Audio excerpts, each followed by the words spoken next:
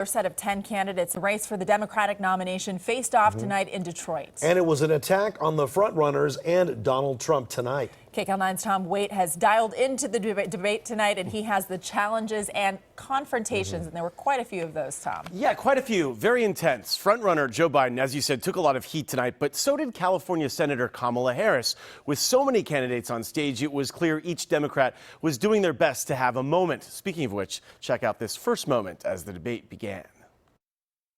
Democratic rivals Senator Kamala Harris and Joe Biden take the debate stage in Detroit tonight, with Biden offering this greeting.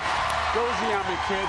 From the outset, the candidates took aim at President Trump. This is a moment in time that is requiring us each as individuals and collectively to look in a mirror and ask a question. That question being, who are we? And I think most of us know that part of the answer to that question is we are better than this. I'm running for president to restore the soul of this country.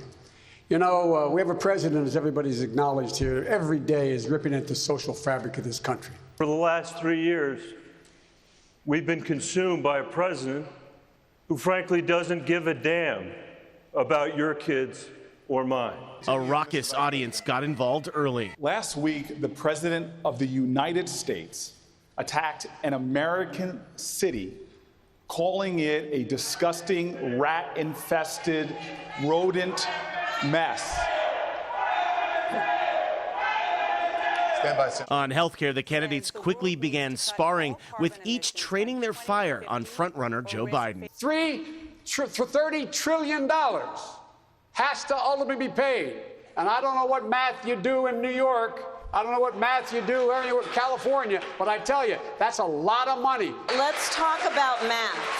Let's talk about math. Let's talk about the fact that the pharmaceutical companies and the insurance companies last year alone profited $72 billion. And that is on the backs of American families. And under your plan, status quo, you do nothing to hold the insurance companies to task. On the border, candidates blasted the president for family separations and his rhetoric. They also turned it on each other. I saw children lined up single file based on gender, being walked into barracks. We have 654 miles of fencing. We have thousands of personnel at the border. We have planes, we have boats, we have helicopters, we have security cameras. What we need are politicians that actually have some guts on this issue. Thank you. I have guts enough to say his plan doesn't make sense. Here's the deal.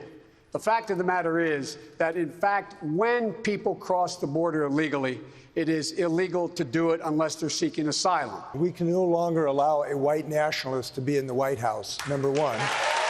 Biden and Harris also clashed once again on Biden's record on federal busing. Vice President Biden was in the United States Senate working with segregationists to oppose busing, which was the vehicle by which we would integrate America's public schools. Had I been in the United States Senate at that time, I would have been completely on the other side of the aisle. Senator Harris herself was put on the defensive as the candidates debated crime and justice. Now, Senator Harris says she's proud of her record as a prosecutor and that she'll be a prosecutor president, but I'm deeply concerned about this record. There are too many examples to cite, but she put over 1,500 people in jail for marijuana violations and then laughed about it when she was asked if she ever smoked marijuana. She blocked evidence. She blocked evidence that would have freed an innocent man from death row until the courts forced her to do so.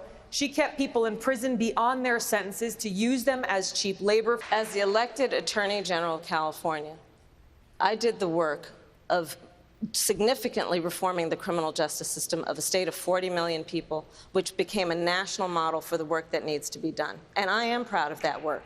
But the Democrats also called out President Trump for his racist rhetoric. The president's racist rhetoric should be enough grounds for everybody in this country to vote him out of office. And I can talk to those white women in the suburbs that voted for Trump and explain to them what white privilege actually is. On climate change, the Dems tried to one-up each other on who had the most practical and ambitious plan. My plan calls for 500,000 charging stations around the country, so by 2030, we're all electric vehicles. Everything must be sublimated to the challenge and the crisis that is existential, which is dealing with the climate threat. The candidates were also pressed on whether they support beginning impeachment hearings. We have a president that is not acting like the leader of the free world.